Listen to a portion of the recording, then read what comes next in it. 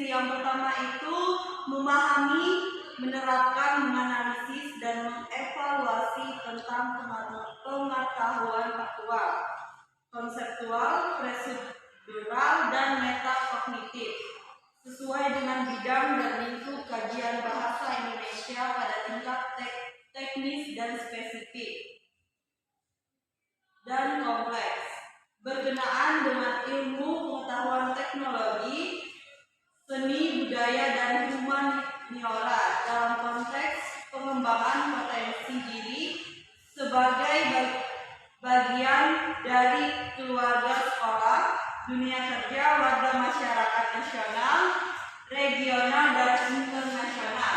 Yang terakhir itu melaksanakan tugas spesifik dengan menggunakan alat informasi dan prosedur kerja yang lazim dilakukan serta memecahkan masalah sesuai dengan kajian bahasa Indonesia. Di sini Ibu akan membacakan kompetensi dasar pengetahuan yang mungkin kita harus capai dalam pembelajaran kita yang akan kita laksanakan hari ini dan kedepannya. Yang pertama itu mengidentifikasi alur cerita, babak demi babak, dan konflik dalam drama yang dibaca atau ditonton. Nah, yang terakhir itu kompetensi dasar keterampilan, yaitu mempertunjukkan salah satu tokoh dalam drama yang dibaca atau ditonton secara lisan. Baik, setelah kita mendengar kompetensi isi dan KD yang akan kita laksanakan untuk pembelajaran kedepannya, di sini kita masuk dalam pembahasan materi ya.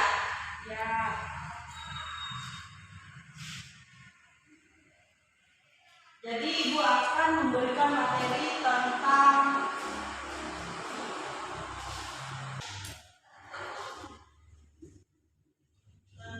drama. Nah, Ibu mau bertanya dulu.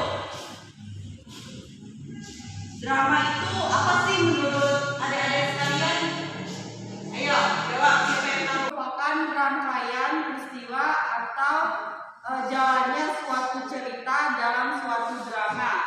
Jadi alur dalam drama ini mencakup cerita, konflik awal, perkembangan konflik, dan hingga penyelesaiannya. Jadi di dalam drama ini terdapat 3 jenis alur. Menurut adik-adik sekalian, dalam drama ini alur yang terdapat dalam drama ini ada berapa? Ya, ya benar. Nah, sebutkan. Alur maju, alur mundur, alur campuran. Iya, pintar. Jadi alur maju itu merupakan alur yang menggambarkan suatu cerita berjalannya urutannya ke depan dan menjelaskan bagaimana kronologis yang terjadi dalam kita memerankan suatu drama. Yang kedua itu adalah alur mundur. Alur mundur ini menceritakan atau menggambarkan suatu peristiwa mundur ke belakang atau sorot balik, flashback lah dalam artian bahasa Inggrisnya. Nah, jadi yang ketiga yaitu alur campuran. Alur campuran adalah perpaduan dari alur maju dan mundur atau disebut juga dengan two-tone. Yang kedua itu kita masuk ke penokohan. Jadi penokohan ini adalah cara pengarang menggambarkan karakter seseorang dalam memerankan suatu drama. Nah, dalam suatu pementasan drama, tokohlah yang akan menggambarkan atau memerankan secara langsung cerita yang ada di dalam naskah tersebut. Nah, di dalam penokohan ini terdapat dua peran tokoh yang terbagi menjadi yang pertama itu tokoh utama,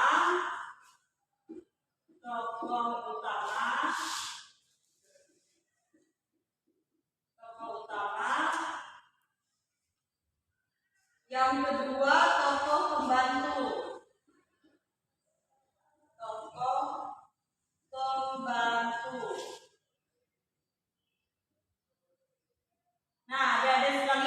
bantu ibu. Tokoh menurut adik-adik sekalian, tokoh utama itu apa sih? Saya Bu. Ya, silakan.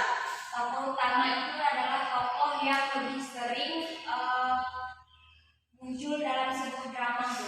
Iya, tepat sekali. Jadi ibu akan menyempurnakannya ya. Tokoh utama itu merupakan tokoh yang sering tampil dalam suatu pementasan drama. Jadi ibu akan menyempurnakannya ya. Jadi tokoh yang utama ini tokoh yang menjadi sentral dalam suatu cerita dalam pementasan drama. Nah, yang kedua, jadi tokoh pembantu itu adalah tokoh yang dilibatkan atau dimunculkan untuk mendukung jalannya cerita. Yang ketiga, dialog. Dialog ini adalah karya tulis yang disajikan dalam bentuk percakapan antara dua tokoh atau lebih. Jadi dialog ini terdapat dua unsur. Yang pertama, wawancang dan ramanggung. Jadi wawancang ini adalah kata-kata atau kalimat yang harus diucapkan oleh tokoh dalam suatu drama. Yang kedua, kramanggung. Kramanggung itu adalah petunjuk perilaku, tindakan atau perbuatan yang harus dilakukan oleh tokoh. Yang terakhir itu latar. Menurut adik-adik sekalian, latar itu terdapat ada berapa di dalamnya? Di dalam suatu latar, di alur ceritanya itu ada terdapat berapa? Saya Bu. Ya, silakan. Ada 3 Bu. Ya, Yang pertama adalah latar waktu, latar suasana, dan latar tempat Bu. ya benar. Jadi menurut adik Septi, ini kan ada terdapat tiga bagian nih di dalam suatu latar. Jadi bisa dijelaskan secara terperinci apa itu latar tempat, waktu dan suasana? Ya. Latar suasana adalah latar yang di dalamnya ada suasana sedih, gembira, ataupun latar sedang berduka. Sedangkan latar waktu ada waktu siang, malam, pagi, ataupun tengah malam. Dan latar tempat yaitu latar di mana sebuah kejadian tersebut terjadi. Ya. Aja ke struktur teks drama. Jadi struktur teks drama ini menurut adik-adik sekalian ada berapa? Ada yang tahu? Tidak tahu. Oke. Jadi di dalam struktur drama itu ada 3 struktur. Yang pertama itu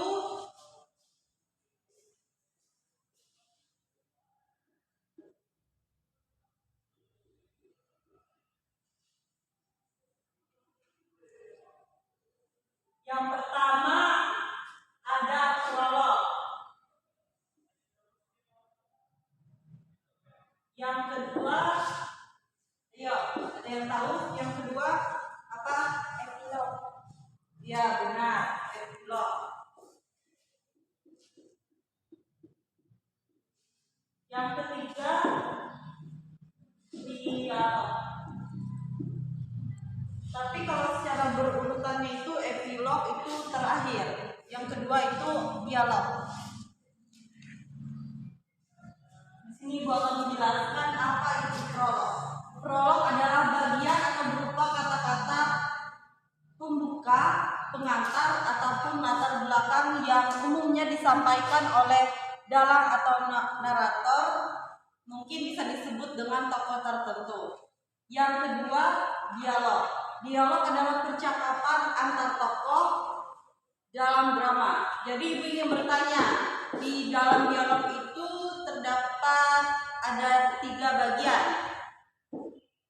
Di dalam 3 bagian itu ada apa aja sih menurut adik-adik sekalian? Jadi ibu akan menjelaskan. Yang pertama, di dalam dialog itu terdapat ada orientasi, komplikasi, dan resolusi. Yang terakhir itu adalah epilog. Epilog adalah kata-kata penutup yang berupa simpulan maupun amanat tentang keseluruhan isi dialog. Mungkin untuk adik-adik sekalian Yang ingin bertanya, Ibu persilakan. Ayo.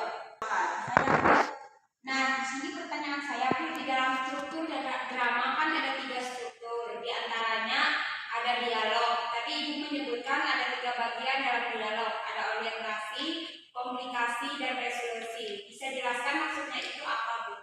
Nah, orientasi di dalam suatu dialog itu merupakan bagian awal cerita. Yang kedua itu komplikasi. Komplikasi itu bagian pengembangan cerita. Dan yang terakhir resolusi. Resolusi itu merupakan bagian akhir cerita di dalam suatu drama. Oke, mungkin sampai sini saja ya pembahasan materi kita. Mungkin Ibu akan memberikan tugas pada adik-adik sekalian. Mungkin HP-nya bisa dikeluarkan. Oke, Ibu akan kirimkan contoh teks drama yang mungkin adik-adik sekalian akan perankan. Nanti Ibu suruh kalian untuk maju ke depan memerankan bagaimana cara kalian mengentaskan suatu drama di dalam suatu panggung. Jadi Ibu kirimkan. Udah? Ya. Oke. Jadi sepertinya waktunya belum cukup ya untuk kita mementaskan bagaimana cara kita memerankan suatu drama. Jadi mungkin dilanjutkan untuk minggu depan ya.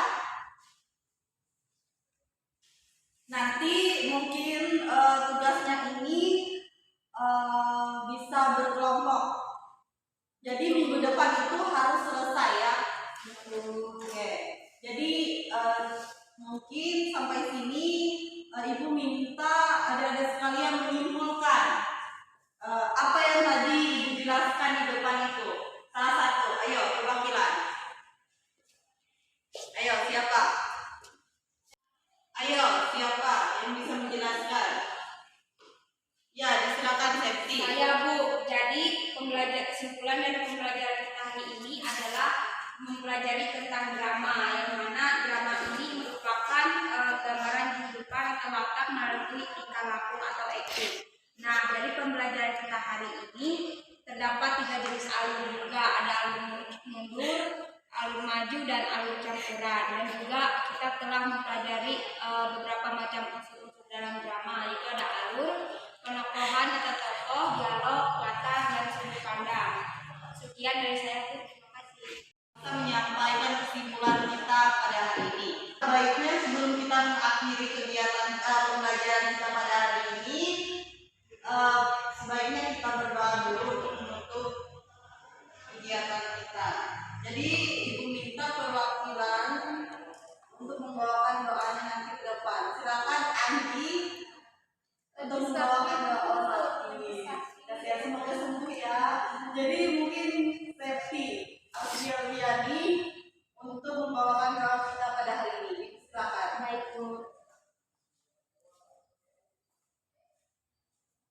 Teman-teman, sebelum kita mengakhiri pembelajaran kita hari ini, mari kita berdoa menurut agama dan berdoa.